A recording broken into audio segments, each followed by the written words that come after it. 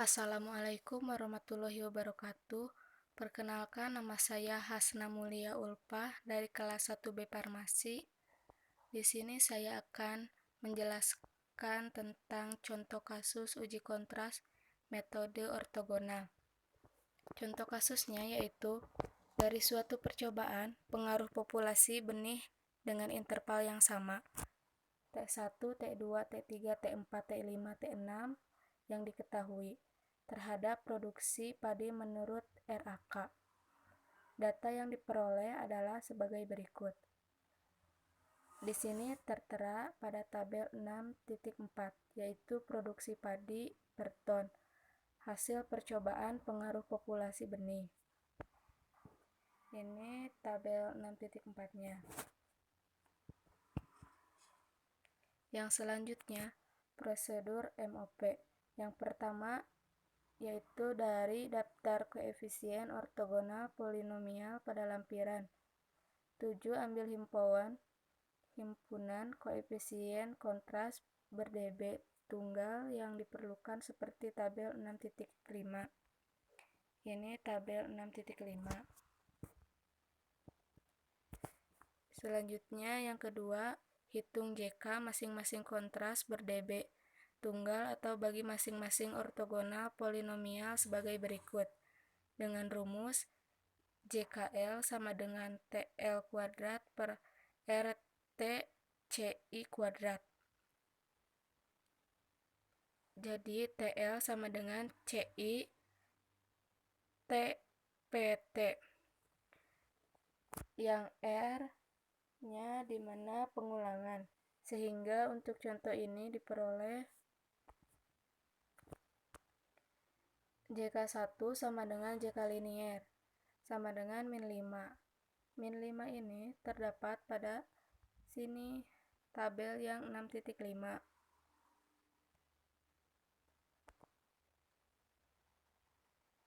Di sini yang tabel 6.5 terserah kalian ya mau milih angka yang mana. Yang terpenting yang paling kecil. Dikali 20,496. Yang 20 ini dari sini TPT-nya ditambah plus 5. Plus 5 ini dari sini dikali 18,813 kuadrat. 18 ininya dari hasil TPT yang T6-nya. 4 ini dari tabel yang ini. Jadi pada tabel 6.4 itu kita tidak perlu susah-susah nyari angkanya karena sudah tertera pada tabel tersebut. Kali 70. 70 itu dari jumlah ini TCI kuadrat sama dengan 0,760,035. Yang kedua, JK2 sama dengan JK kuadratik sama dengan plus 5. Plus 5-nya dari sini. 20,496 dari sini. Ditambah plus 5. Plus 5-nya dari T6 yang tadi yang kuadratik. 18,813 ini jumlahnya.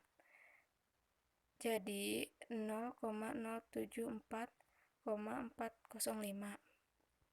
Dan untuk populasi pupuk kubik, kuartik, kuantitik sama aja kayak yang tadi. Yang ketiga,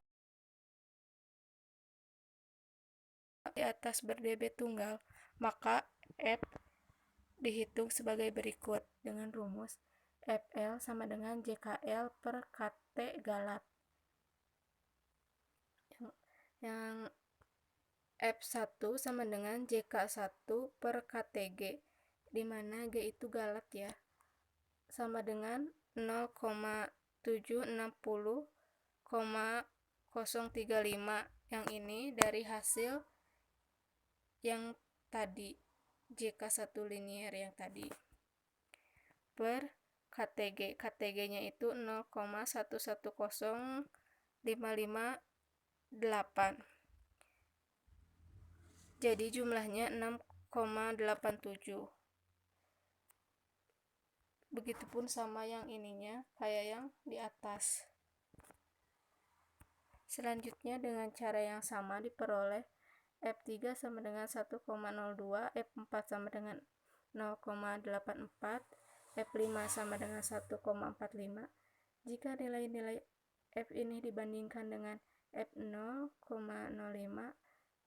atau 1,15 sama dengan 4,54 dan F0,01 atau 1,5 sama dengan 8,68, maka hanya F1 yang lebih besar dari F0,05. Jadi berarti bahwa hanya derajat polinomial pertama yang nyata, sehingga dapat disimpulkan bahwa produksi padi dan takaran benih berkaitan secara linier nyata. Yang keempat yaitu hitung JK sisa yang merangkum polinomial yang minimal derajat 2 tingkat di atas derajat polinomial yang nyata. Untuk contoh di atas, jika sisa terdiri dari JK sisa sama dengan JK3 tambah JK4 tambah JK5, yang hasilnya 363,891, sehingga KT sisa sama dengan JK sisa per Pi sisa sama dengan 0,363,891, yang ini dari atas ini, per 3 sama dengan 0,121,297, dan F sisanya yaitu KT sisa per KTG sama dengan 0,121,297 per 0,110,558. Jadi hasilnya 1,10. Dapat disimpulkan bahwa dari hasil ansira ini terdapat bahwa meskipun dari ANOVA baku perlakuan berpengaruh tidak nyata, uji lanjutan menurut MOP dapat menunjukkan adanya hubungan linier nyata antara populasi benih dan produksi kedelai. Untuk percobaan yang mempunyai ulangan tidak sama, prosedurnya dapat dilihat pada Gomez and Gomez 1980 ini.